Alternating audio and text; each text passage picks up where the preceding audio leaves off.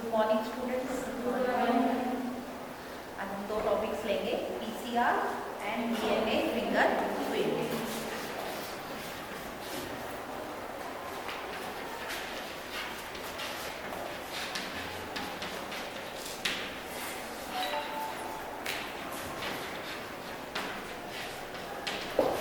DNA finger PCR क्या है इसकी full form? Polymerase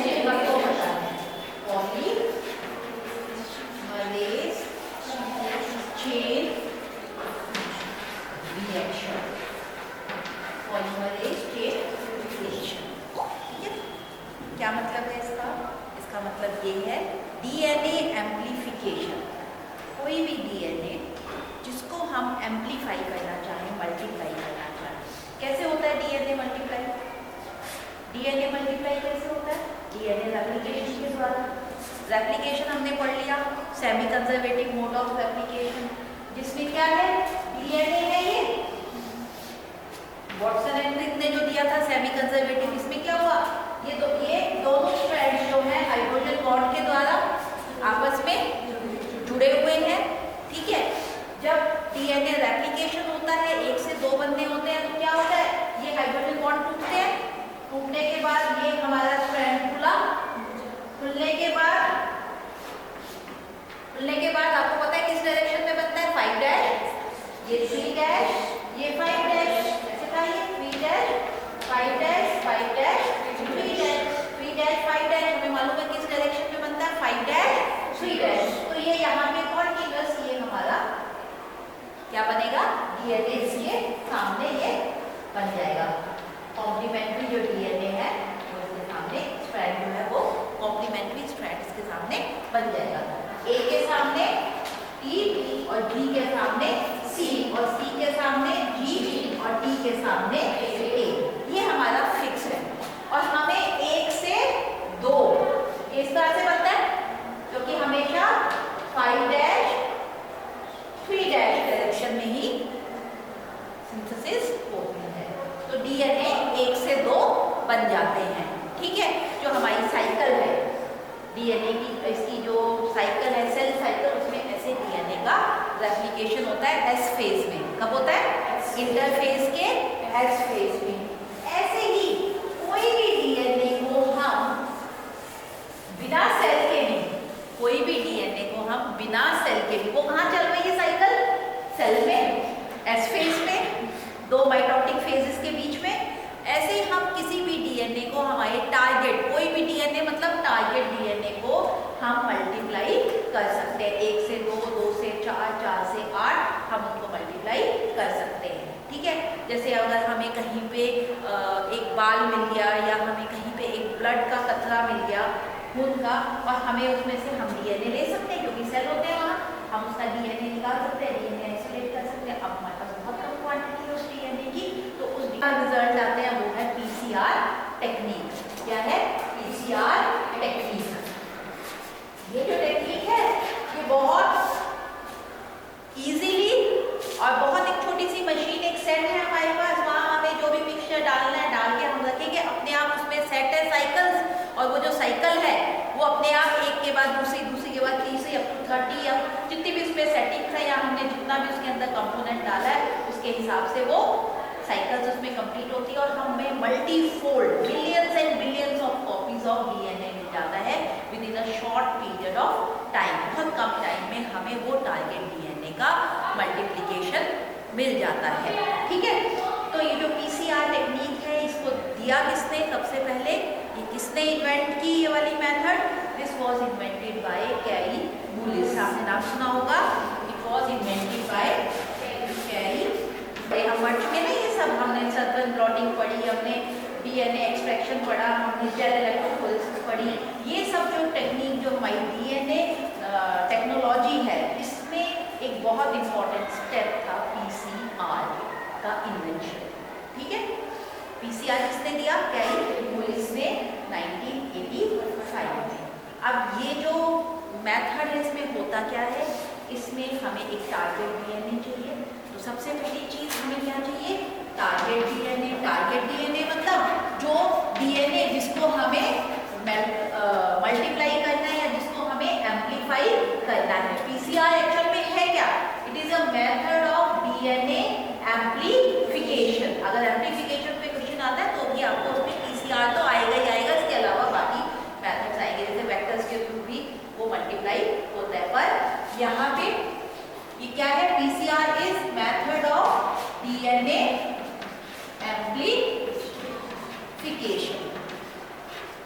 DNA amplification.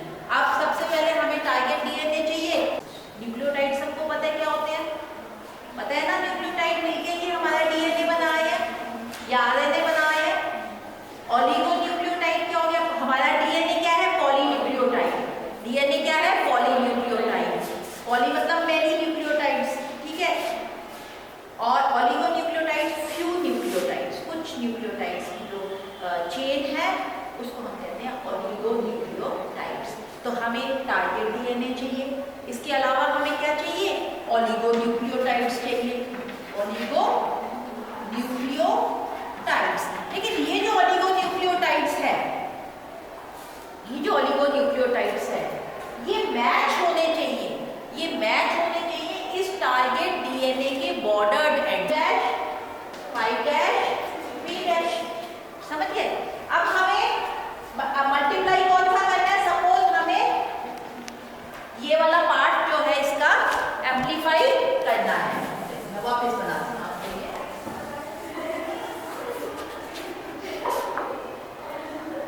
ये हमारा डीएनए डबल स्ट्रैंडेड डीएनए है, समझ गए?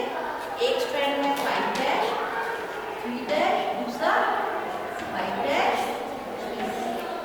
अब इसमें हमें इसका एक पार्ट को एम्प्लीफाई करना है। सपोज ये पार्ट हमें एम्प्लीफाई करना है। तो ये जो बॉर्डर एंड है, हमें पता है किस डायरेक्शन में होता है? हमेशा 5 डैश 3 डैश, क्योंकि 3 डैश एंड में हमारे पास फ्री OH ग्रुप होता है। ये मैंने आपको जब डीएनए का स्ट्रक्चर हमने किया था, जब आपको बताया था, ठीक है ना? उसी से ही वो लिंक होके वाटर रिलीज करके और डाइजेस्टर बॉन्ड बनाता है। तो वही डीएनए रेप्लिकेशन जब होता है, तो हमने देखा था क्या क्या चाहिए? न्यूक्लियोटाइड्स चाहिए, हमारा सोर्स डीएनए चाहिए, और साथ में हमें चाहिए प्राइमर्स, आरएनए प्राइमर्स और डीएनए पॉलीमरेज। याद है आपको जब हमने Watson and Crick semi conservative mode of replication पढ़ा था, तो हमने क्या क्या देखा था? क्या क्या चीजें चाहिए थी हमें?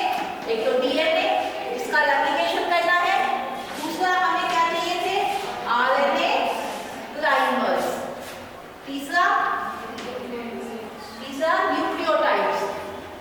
न्यूक्लियोटाइड्स डीएनए बनाने के लिए, वो तो खोलने के लिए था। अब डीएनए बनाने के लिए हमें तो वो टारगेट डीएनए चाहिए, दूसरा हमें प्राइमर्स चाहिए, तीसरा हमें न्यूक्लियोटाइड्स चाहिए, और चौथा हमें डीएनए पॉलीमरेज चाहिए। ठीक है, तो वही चीजें हमें यहाँ पे चाहिए, टारगेट डीएनए, जिस डीएनए को हमें एम्प्लीफाई करना है। दूसरा ये जो ओलिगोन्यूक्लियोटाइड्स हमने यहाँ पे लिए हैं, ये ओलिगोन्यूक्लियोटाइड्स जो हैं ये प्राइमर्स हैं, they act as primers. Primers कहाँ यूज होते हैं? They act as primers. ये जो प्राइमर्स है, ठीक है, अब इसमें क्या खास बात होनी चाहिए प्राइमर्स में कि ये जो बॉर्डर एंड्स हैं, ये समझते हैं बॉर्डर एंड्स, यहाँ पे इसका मैच होना चाहिए। प्राइमर क्या है? ओलिगोन्यूक्लियोटाइड्स है, न्यूक्लियोटाइड की ही चेन है। अब न्यूक्लियोटाइड तो वही है नाइट्रोजनस बेसिस, जो नाइट्रोजनस बेसिस यहाँ पे है उसका कॉम्प्लीमेंट्री नाइट्रोजनस बेस होगा, तो उसके साथ तो जाके अटैच हो जाएगा, उसके साथ जाके अटैच हो जाएगा। तो ये जो अटैच होगा, इसके लिए इसके वो मैचिंग वाले ओलिगोन्यूक्लियोटाइड्स होने चाहिए। तो हमें यहाँ के ये बॉर्डर एंड्स पता होने चाहिए जिस टारगेट डीएनए को हम साइन triphosphate deoxy thymidine triphosphate deoxy adenosine triphosphate and deoxy adenine यूनिन ड्यूनोसाइन ट्राइफॉस्फेट। ठीक है, कौन कौन से? डी एडिनोसाइन, एडेनिन का यूनिन, साइटोसिन एंड थायमिन। ठीक है, डी 4 होने चाहिए। तो हम क्या क्या चौथी चीज हमें क्या चाहिए? Deoxy nucleotides. अब डीएनए पॉलीमरेज। अब यहाँ पे जो डीएनए पॉलीमरेज है, ये खास तरह का डीएनए पॉलीमरेज है। क्यों है ये मैं आगे बताऊंगी, क्योंकि यहाँ पे हमें टेम्परेचर वेरी करना है, इनको तोड़ना है, इनको डीनेचर करना है। 2 स्टेप होते हैं डीएनए में, रीनेचुरेशन एंड रीनेचुरेशन मतलब दोनों स्ट्रैंड साथ में जुड़े हुए हैं, बीच में हाइड्रोजन बॉन्ड है। और डीनेचुरेशन मतलब दोनों अलग हो गए हैं। जब अलग होंगे तभी सिंथेसिस होगी, तभी डीएनए एम्प्लीफाई होगा, तभी डीएनए नया बनेगा। ठीक है, उसके लिए इसको हाई टेम्परेचर हमें देना होता है। हाई टेम्परेचर से हाइड्रोजन बॉन्ड जो है वो प्रोटीन्स, आपको पता है कि एक पर्टिकुलर टेम्परेचर पे, एक पर्टिकुलर पीएच पे ही काम करते हैं। अगर हमने उसको वेरी किया तो वो डीनेचर हो जाते हैं।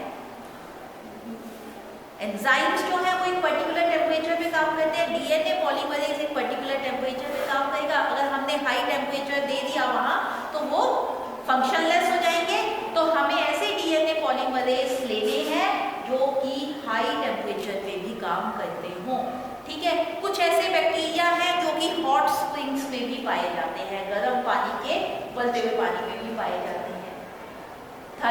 थर्मस एक्वेटिकस, थर्मस एक्वेटिकस, तो उसमें क्या होगा, जो गर्म पानी में भी जीवित है, इसका मतलब उसकी साइकिल उसी हिसाब से ही है, उसके एंजाइम्स उसी हाई टेम्परेचर पे काम करें। तो जो डीएनए पॉलीमरेज है, टैक पॉलीमरेज जिसको हम बोलते हैं, वो थर्मोफिलस या थर्मस एक्वेटिकस बैक्टीरिया से, थर्मस एक्वेटिकस, एक्वेटिकस इस बैक्टीरिया से इसको हमने एक्सट्रैक्ट किया और वही वाला हमने यहाँ पे यूज किया है, टैग पॉली।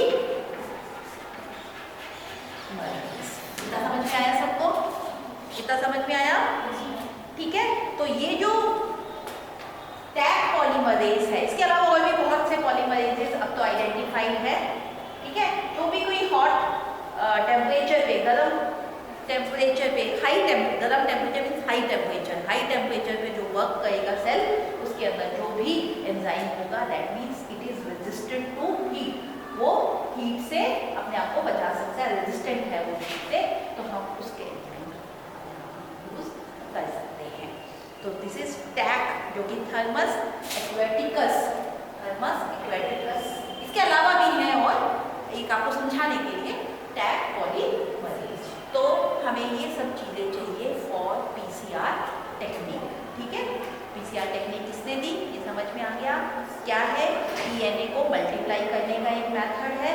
डीएनए को मल्टीप्लाई करने के मेथड के लिए हमें क्या क्या चीज़ें चाहिए कि हमें वही सब चीज़ें चाहिए जो कि डीएनए रेप्लिकेशन में चाहिए, लेकिन इसको हमने सेल के अंदर नहीं करना है, ये एक मशीन के अंदर है। तो मशीन के अंदर हमें एक मिक्सचर लेना है और फिर हमें इसको, वो सेट है उसके अंदर सब कुछ, केवल हमें बटन दबाना है, उसमें साइकिल्स जो है सेट है, टाइम भी सेट है और टेम्परेचर वेरिएशंस भी अपने आप उसमें सेट है।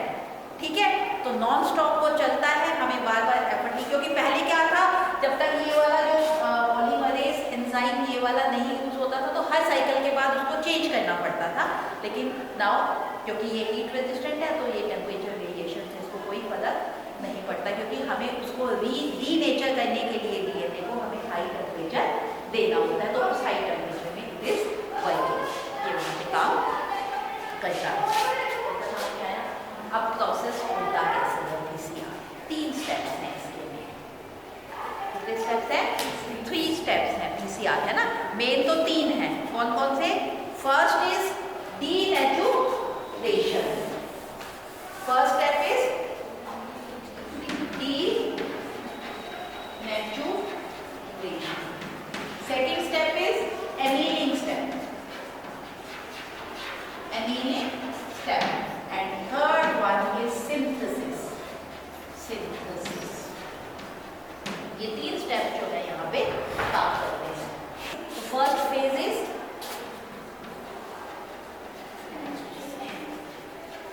and last one, second is annealing and third is synthesis phase।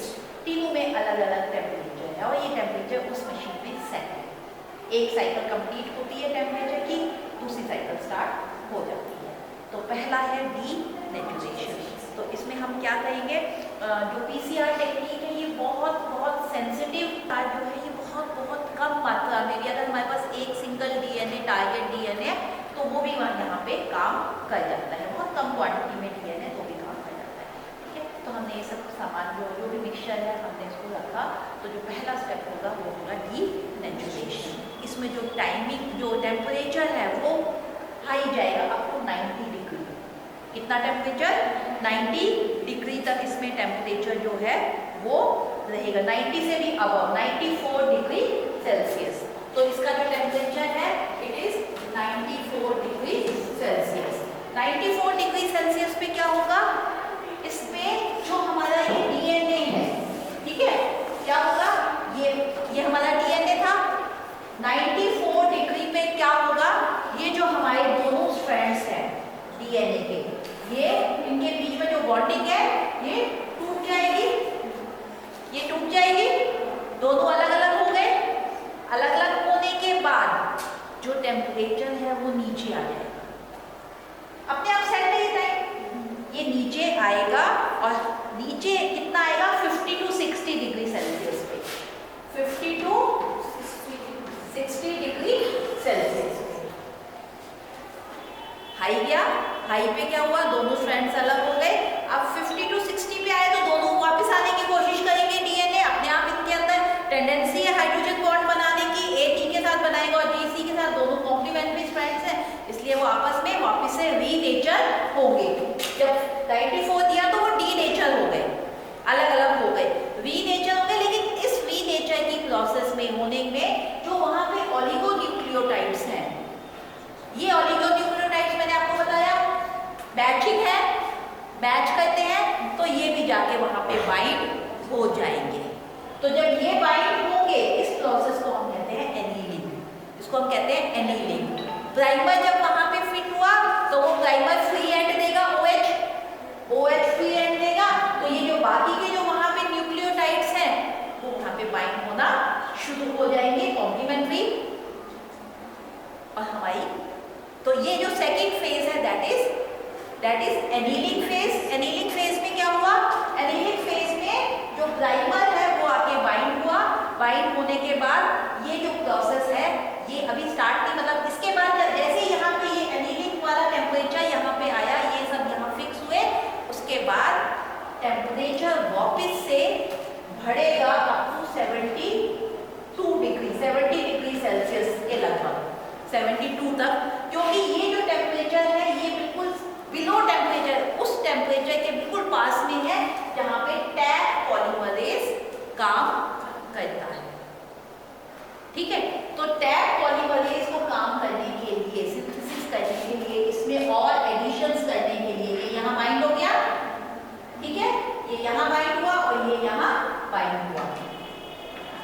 ये तो हमारा लॉन्ग था ना डीएनए, और लेकिन जो हमें टारगेट डीएनए है वो तो दूसरा है, तो वो यहाँ पे बॉर्डर एंड पहचान के प्राइमर यहाँ पे आ गया। ठीक है, अब ये बाइंड हुआ, बाइंड होने के बाद सिंथेसिस के लिए फिर टेम्परेचर जो है it will rise up to 70 to 75 degree Celsius, मान लो वो डिपेंड करता है 70 to 74 डिग्री सेल्सियस इसके आसपास। ये 90 to 94 डिग्री एक रेंज होती है, बिल्कुल फिक्स नहीं, तो 94, ये 50 to 60 के बीच में, और ये 70 to 74 के बीच में टेम्परेचर राइज हुआ। जैसे ही टेम्परेचर राइज हुआ थर्ड स्टेप शुरू हो गया, synthesis phase. Synthesis phase, synthesis phase में ये डीएनए जो है ये वाला, ये डीएनए ये बनना शुरू हो गया। ठीक है, ये डीएनए बनना शुरू हो गया। एक साइकिल कंप्लीट हुई, एक साइकिल कंप्लीट हुई। अब क्या हुआ? यहाँ देखिए आप, हमारा ये डीएनए था और जो हमारा ये नया डीएनए जो बना, एक तो स्ट्रैंड पुराना ही है जो कि लॉन्ग है, और जो दूसरा वाला है ये जो इसका एक सेकंड जो स्ट्रैंड बना ये छोटा बना, शॉर्ट बना, ये शॉर्ट बना। ये एक्चुअली है हमारा टारगेट डीएनए, जो कि जिसकी सिंथेसिस जिसको हमने एम्प्लीफाई करनी है। एक से दो बन गए एक साइकिल में, इसमें सेट है। अब अपने आप टेम्परेचर फिर राइज होगा और वापस से डीनेचुरेशन फेज हो जाएगा। डीनेचुरेशन फेज में फिर क्या हुआ? ये दो थे, ये दो थे,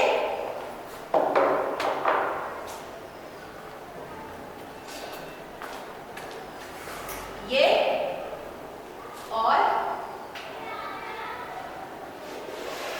ये बना,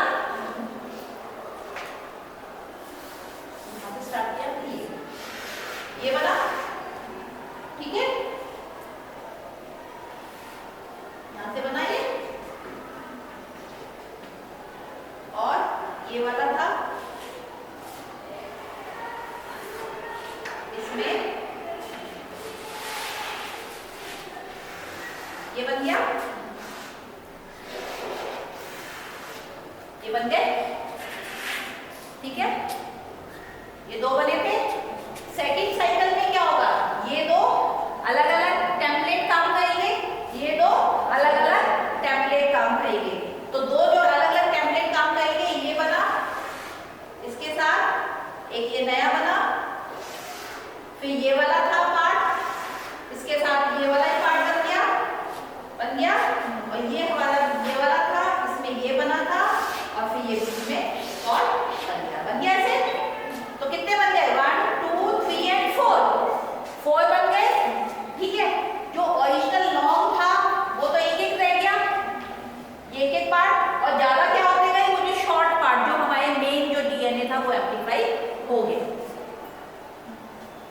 ठीक है। और नेक्स्ट फेज में फिर क्या हुआ, फिर ये 4 से 8 बन गए, और वो साइकिल रिपीट होती गई, और 30 साइकिल्स में, 20 या 30 साइकिल्स में we have billions of copies उस डीएनए की बन जाएगी। जितना आपने यहाँ पे मटीरियल, ऐसा नहीं है बनती जाएंगी, क्योंकि आपके पास जितना आपने वहाँ पे ओलिगोन्यूक्लियोटाइड्स डाला है, जितना आपने वहाँ पे डीऑक्सी के न्यूक्लियोटाइड्स डाला है, और टैग वो कंप्लीट होगा, ये नहीं तो डीऑक्सी न्यूक्लियोटाइड्स, तो वहाँ पे वो साइकिल फिनिश हो जाएगी। But we have millions of copies within few time, बहुत कम टाइम में हमें मिलियंस ऑफ कॉपीज इसकी मिल जाएगी। तो क्या रिपीट हुआ, denaturation, annealing, synthesis, then again denaturation, annealing and synthesis. This is PCR. समझ में आया पीसीआर? टेम्परेचर वेरिएशन समझ में आया, तीनों साइकिल स्टेप्स समझ में आए, ठीक है। अब अगर हमें ये टारगेट ओलिगोन्यूक्लियोटाइड्स जो हमने लिए ना, जो प्राइमर्स की तरह काम करेंगे, अगर हमें ये बॉर्डर टारगेट जो सीक्वेंसेस है ये नहीं पता हो, तो कैसे स्टार्ट होगा? बिना प्राइमर के तो डीएनए सिंथेसिस स्टार्ट ही नहीं होगा। तो हमें ये चाहिए, पता होने चाहिए। अब अगर हमें दोनों बॉर्डर एंड्स नहीं पता तो कैसे काम होगा? अगर एक भी पता है तो भी एक से स्टार्ट हो जाएगा, एक एज ए टेम्पलेट काम करेगा, और फिर बाद में हमारे पास दो आ गए, दो से फिर वो बनते जाएंगे। एक बार फिक्स हुए बाद फिर वो, कई बार क्या होता है कि हमें नहीं पता, कोई बीच में हमें बॉर्डर एंड नहीं पता, लेकिन हमें कोई बीच में कोई सीक्वेंस पता है, बीच में कोई सीक्वेंस पता है, तो उसमें हम क्या कर सकते हैं? नेस्टेड पीसीआर भी कर सकते हैं। मैं बताती हूँ आपको। तो जो प्राइमर डिजाइनिंग है वो कैसे होती है, जो प्राइमर की जो डिजाइनिंग है, ये ओलिगोन्यूक्लियोटाइड की जो डिजाइनिंग है, दैट इज इम्पॉर्टेंट। ये जो प्राइमर्स है ये ना ज़्यादा छोटे होने चाहिए, ना ज़्यादा लंबे होने चाहिए। अगर छोटे होंगे तो क्या होगा? छोटे होंगे मतलब कम से कम 10 न्यूक्लियोटाइड वहाँ पे होने चाहिए। अगर उससे छोटे हुए तो क्या होगा? कहीं ना कहीं, जरूरी नहीं है कि वो जो हमने तो ये सीक्वेंस देखा और छोटे बना दिए, लेकिन वही सीक्वेंस कहीं और अगर डीएनए में कहीं और, ये टारगेट वाले के अलावा भी अगर कहीं और वो सीक्वेंस वहाँ पे है, क्योंकि अगर छोटे होंगे, ATCG है सपोज 4, तो ये सीक्वेंस तो कहीं और भी मिल सकता है, तो वहाँ पे जाके वो फिक्स होंगे और वहाँ पे अननेसेसरी वो डीएनए एम्प्लीफाई करेंगे, हमारी एनर्जी वेस्ट होगी जो हमें नहीं चाहिए। तो अगर सही वाला आना है तो हमारे पास एक टिपिकल लेंथ होनी चाहिए प्राइमर की, ताकि वो सही जगह पे, सही टारगेट पे जाके अटैच हो, अनील हो, और हमें सही वाला डीएनए ही एम्प्लीफाइड मिल सके। समझ में आया? और अगर बहुत लंबे होते हैं तो टाइम लगेगा एनीलिंग में, टाइम लगेगा, तो बहुत ज़्यादा लंबे, प्रोसेस स्लो हो जाएगी, तो बहुत ज़्यादा लंबे भी नहीं होने चाहिए और बहुत ज़्यादा छोटे भी नहीं होने चाहिए, ठीक है। और कॉम्प्लीमेंट्री तो होने ही चाहिए, तभी तो वो हाइब्रिडाइज होंगे वहाँ जाके। तो they should be complementary to the border ends जो हमें डीएनए, ठीक है। तो ना ज़्यादा लंबे ना ज़्यादा छोटे। इतनी प्रोसेस समझ में आई पीसीआर, ठीक है। टेम्परेचर्स आपको समझ में आ गए। टेम्परेचर हमारे 94, 50 to से 60, वैसे नॉर्मली हमारे टेम्परेचर होते हैं 94, 50 एंड 74, 94, 50 एंड 74, ये साइकिल चल रही है, ठीक है। अब मॉडिफिकेशंस भी हैं कुछ पीसीआर टेक्निक में, वो मॉडिफिकेशंस क्या क्या हैं। सबसे पहले है नेस्टेड पीसीआर, सबसे पहले है नेस्टेड पीसीआर। ये प्रोसेस बिल्कुल समझ में आ गया, ये डायग्राम के साथ आपको एग्जाम में बनाना है, बना लोगे, ठीक है। ये पहला जो स्टेप है डीनेचुरेशन अलग हो गए, फिर एनीलिंग प्रोसेस जहाँ पे ये लग गया, और फिर सिंथेसिस प्रोसेस, ठीक है। बुक्स में सब बने हुए हैं, एक बार प्रैक्टिस कर लेना इसको। अब आ गया पीसीआर के modifications. First is nested PCR.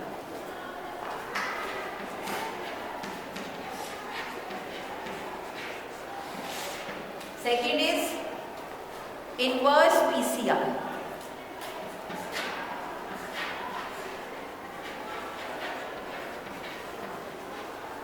Third is reverse PCR. कुछ भी नहीं है एकदम वही प्रोसेस है, खाली इसमें स्लाइड मॉडिफिकेशंस हो गए हैं। सीधा से मल्टीप्लेक्स पीसीआर, मल्टीप्लेक्स और भी गई है, आपको मैं एक दो बता देती हूँ उसमें क्या मतलब है। नेस्टेड पीसीआर, नेस्टेड मतलब घोंसला जैसे होता है, नेस्टेड मतलब घोंसला उलझे हुए एक दूसरे में। तो नेस्टेड पीसीआर में क्या होता है कि पीसीआर टेक्निक हमारी चल रही है, पीसीआर मतलब जो भी मैंने आपको बताया, इसमें एक प्रोसेस के अंदर ही ये हमारा टारगेट वो है, ठीक है, जो ओलिगोन्यूक्लियोटाइड है, कौन सा प्राइमर वाला, ये एक से ज्यादा है, एक से ज्यादा है, और हमें जो एम्प्लीफाई करना है वो भी ज्यादा है, लेकिन वो कहाँ पे प्रेजेंट है, उनका टारगेट वाला जो पार्ट है वो उसी डीएनए में, जो हमारा एम्प्लीफाई हो रहा है इसी डीएनए में, वो प्राइमर जो सेकेंड प्राइमर है उसका जो कॉम्प्लीमेंट्री सीक्वेंस है वो उसी में प्रेजेंट है। तो ये स्टार्ट हुआ, स्टार्ट होने के बाद ये नया जो बना, ठीक है, अब जो सेकेंड वाला प्राइमर है वो इसके अंदर यहीं पे लोकेटेड है, ठीक है।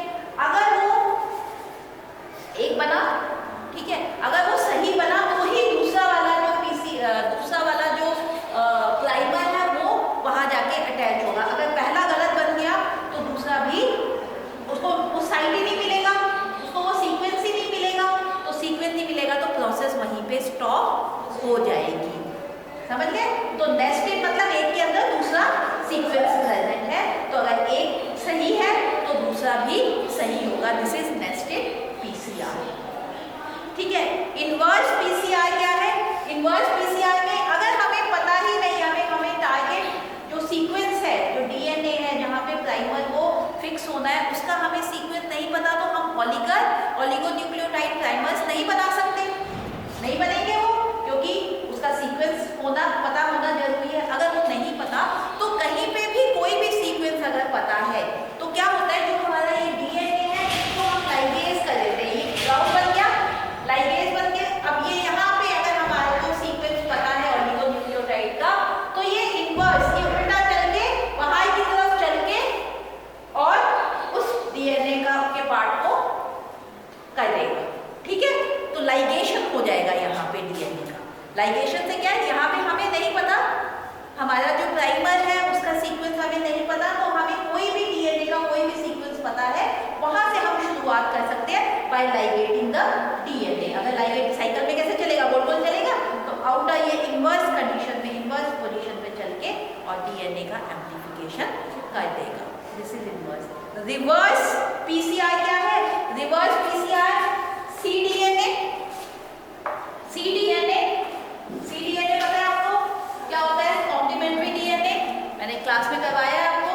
CDNA reverse transcription, cDNA, cDNA को भी हम मल्टीप्लाई कर सकते हैं। मैसेंजर आरएनए है, उससे हमने कॉम्प्लीमेंट्री डीएनए बनाया और फिर उस कॉम्प्लीमेंट्री डीएनए का हम एम्प्लीफिकेशन कर सकते हैं, और ये तो बहुत इजी मेथड है, बहुत इजी मेथड है किसी भी डीएनए, टारगेट डीएनए तक पहुंचने के लिए। जीन क्लोनिंग में मैंने बताया आपको, हम जीन्स देख नहीं सकते, डीएनए हम देख नहीं सकते, लेकिन वो डीएनए जो है उसको हम कैसे पकड़ सकते हैं, कैसे हम उसको आइसोलेट करते हैं, या कैसे हम उस पोजीशन तक पहुंच सकते हैं, ये मैंने आपको क्लास में भी समझाया कि हमारे पास प्रोटीन्स बहुत होते हैं। जैसे मशीन एक है, लेकिन उसके प्रोडक्ट्स तो बहुत सारे बनते हैं। सिलाई मशीन है, एक ही मशीन है, एक कपड़ा बना के वो खराब तो नहीं हुई, हम उससे बहुत सा प्रोडक्ट बना सकते हैं। ऐसे ही हमारे पास डीएनए जीन एक है, लेकिन उस जीन से हमारे प्रोटीन्स बार बार बन रहे हैं, तो वो प्रोटीन का एक्यूमुलेशन है सेल्स में। उन प्रोटीन से हम उल्टा चल सकते हैं, रिवर्स ट्रांसक्रिप्शन कर सकते हैं। हम सीडीएनए बन गया, उस सीडीएनए से हम उस टारगेट डीएनए तक पहुंच सकते हैं, क्योंकि वो कॉम्प्लीमेंट्री है उस डीएनए का, है या नहीं है। तो हम जीन लाइब्रेरी में जाके और उसको हम टारगेट जीन तक पहुंच सकते हैं। तो सीडीएनए जो है ये बहुत अच्छा मेथड है जिससे कि हम किसी भी जीन को, तो सीडीएनए की हम एम्प्लीफिकेशन कर सकते हैं, that is reverse transcription. CDNA is your complementary DNA, complementary then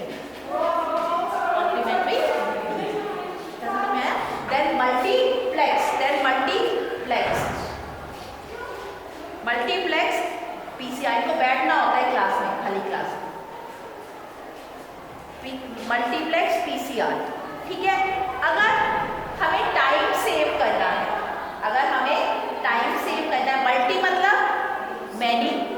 multi मतलब मैनी, तो हम बहुत सारे सीक्वेंसेस जिनको हमें एम्प्लीफाई करना है, हम एक साथ भी उनको कर सकते हैं। ये हमारा टाइम बचाता है, ये हमारी कॉस्ट बचाता है, ठीक है। तो हम बहुत सारे टेम्पलेट एक साथ एक में डालते हैं। ओलिगोन्यूक्लियोटाइड्स तो सेम ही है, डीएनए पॉलीमरेज भी सेम है, हमें अलग क्या डालना है, ओलिगोन्यूक्लियोटाइड्स प्राइमर्स हमें डालने हैं। तो एक साथ ये प्रोसेस चल सकती है और हमारा ये टाइम सेविंग और मनी सेविंग, कॉस्ट इफेक्टिव ये प्रोसेस रहेगा, दैट इज मल्टीप्लेक्स पीसीआर। आया समझ में? पीसीआर समझ में आया? इसको कुछ पूछना है? अब इसकी एप्लीकेशंस क्या है इसकी, कहाँ हम इसको अप्लाई कर सकते हैं? पीसीआर डीएनए एम्प्लीफिकेशन है, अब इसको कहाँ हम यूज कर सकते हैं? बताओ, आप बताओ कहाँ हम इसको यूज कर सकते हैं?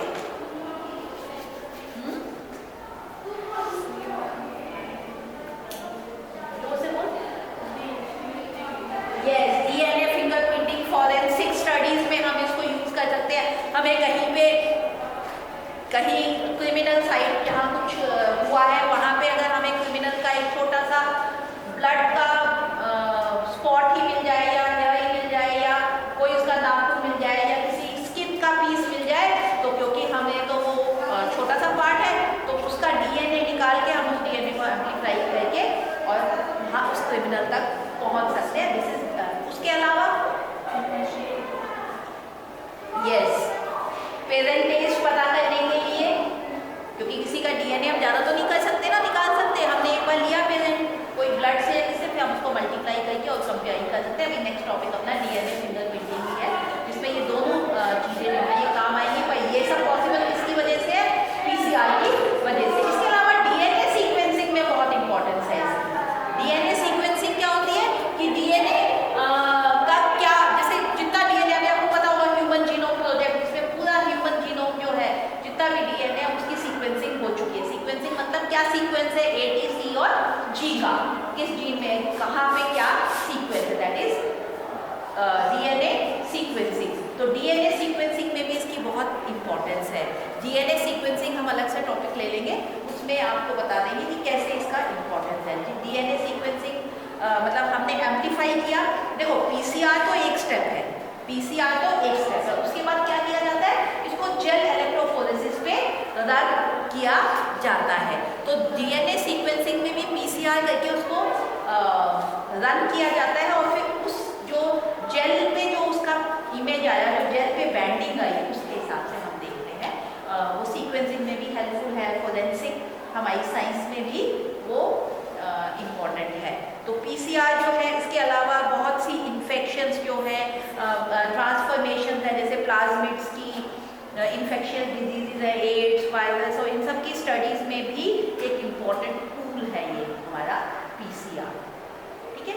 जेनेटिक स्टडीज़ में बहुत इम्पॉर्टेंट है ये, जेनेटिक स्टडीज़ के लिए भी पीसीआर इज़ वेरी इम्पॉर्टेंट। कोई डीएनए सीक्वेंस हमें स्टडी करना है, कोई म्यूटेशन हमें स्टडी करनी है, कुछ भी करना है तो उसमें PCR is very important method technique.